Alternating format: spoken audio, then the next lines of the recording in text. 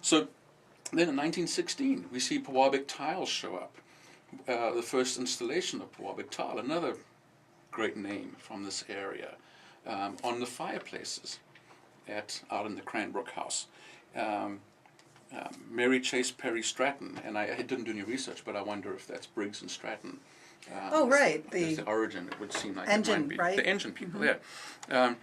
And then George and his son Henry form their architecture firm and are working together and collaboratively with other people at Cranbrook. And in 1924, Henry Booth, the son, designs an art academy for Cranbrook for his final thesis while he's studying here at U of M Architecture School. Oh, you're kidding me. No. That's how that came about. That's how that came about. So and then you see Eliel Saarinen showing up in 1925 doing the master plan for Cranbrook. So another huge name whose son went on to be, so there's this interesting father-son connection here. Right. The Booths, the Saarinens. 1951, we see Odell Hewlett, Hewlett and Lukenbach. Carl Lukenbach lives in Ann Arbor now.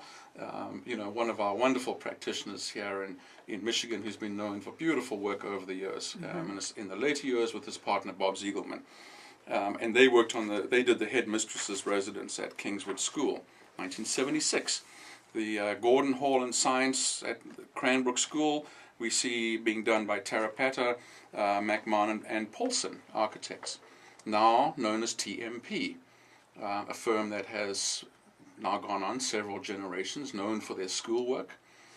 Designers of the new high school here in Ann Arbor, architects of it. Skyline. And a number of other schools in the area, Manchester, I know. So we will actually be having Tim Kasai on our show, who is one of the principals of TMP. Okay. But what's an interesting little connection, Glenn Paulson, wonderful man, really one of the fathers, or recognized as one of the leaders of modernism in Michigan. A great mentor, a great teacher at U of M, passed away in November last year at the age of 93 or 94, has lived in Chelsea for all of his retirement. You're kidding No. me. So, people who are very important and are known to us. So then we jump forward to 1990. We see Quinn Evans from Ann Arbor, based in Ann Arbor, one of the best restoration architecture firms in the country. Mm-hmm. They've also got an office in D.C. We see them doing the restoration of the Greek Theatre at Cranbrook. We jump to 1996.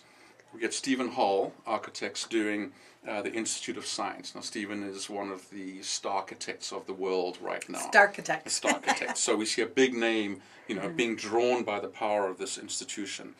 1998, another big name, or pair of names, husband and wife team, Todd Williams and Billy Tien, doing the natatorium at Cranbrook, and some of the other sports-related work around.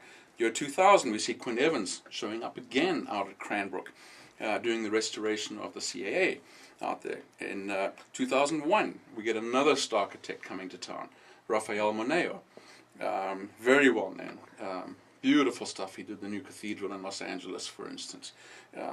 Very different. But what was interesting there, his local architect was David Osler. Oh. Ann Arbor. Yes. Shows up again in our connection, right?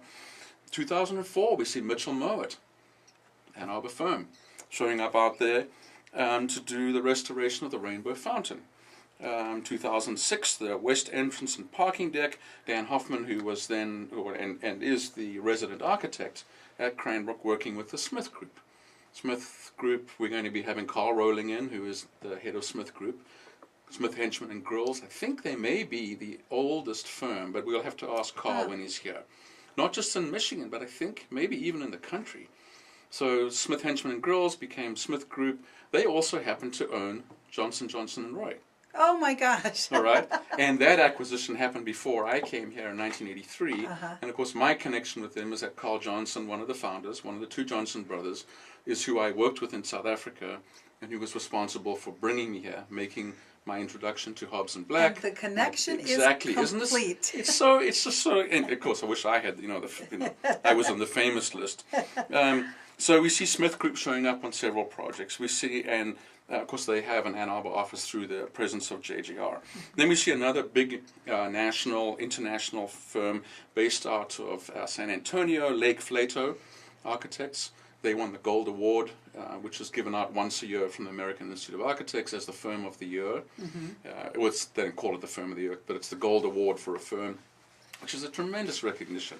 And I happen to love their work. And we see them showing up out at Cranbrook doing the middle school for the girls. And then moving to 2009, the whole tennis court renovation and improvement, we see Johnson Hill Land Ethics, based in Ann Arbor. Mark Johnson, Chet Hill, good friends of mine personally, being brought out there to do it. Now here's another connection. Mark Johnson is the son of Bill Johnson, Carl and Bill Johnson, JJR. Oh, all right. gosh. So as I dig into this, I find these extraordinary connections, not just in this outreach to the world.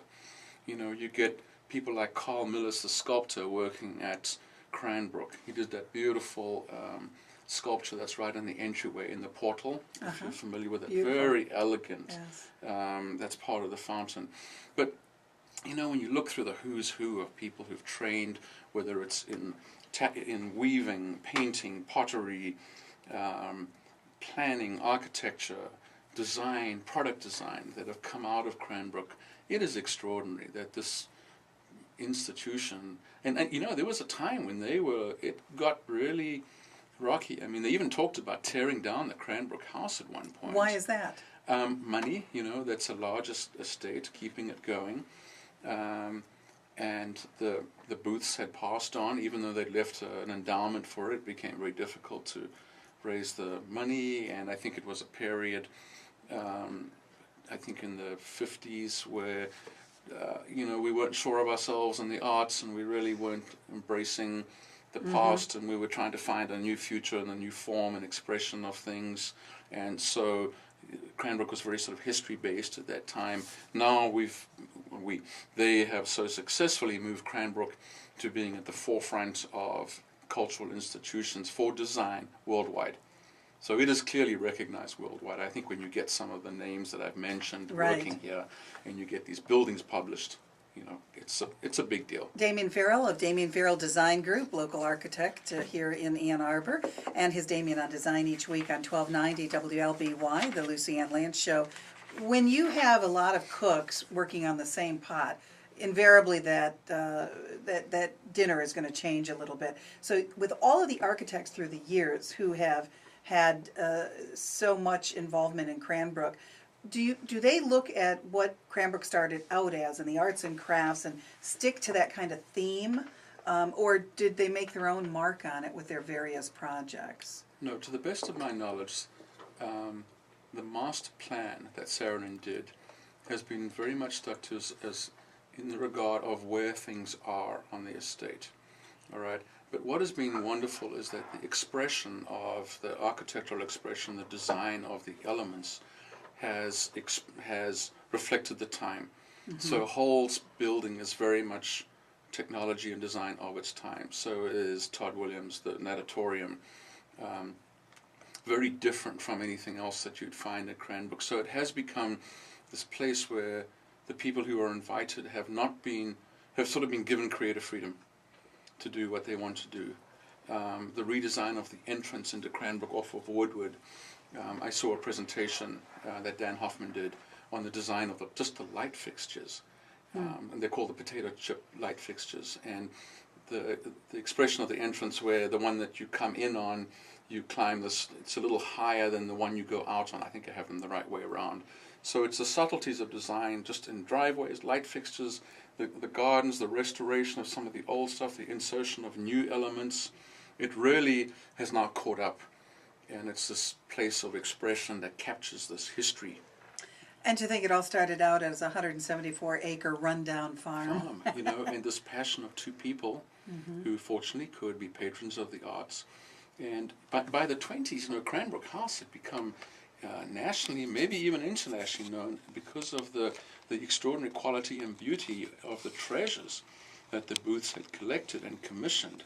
So the tapestry of the main fireplace was a major commission. And there's some wonderful correspondence I read backwards and forwards. I wish I could remember off the top of my head the person who did the tapestry, but the history is just fascinating. For more information about the history of Cranbrook, you can go online to cranbrook.edu. Cranbrook.edu. It is part of our great heritage here in Michigan, and obviously design of huge impact. I think the architects that were involved with this, the designs that came out of it, and the staying power of it throughout history too. Yeah, marvelous place. Well, it's going to be fun talking more about Michigan design and future episodes of some of the people that you have lined up, Damian. Yes.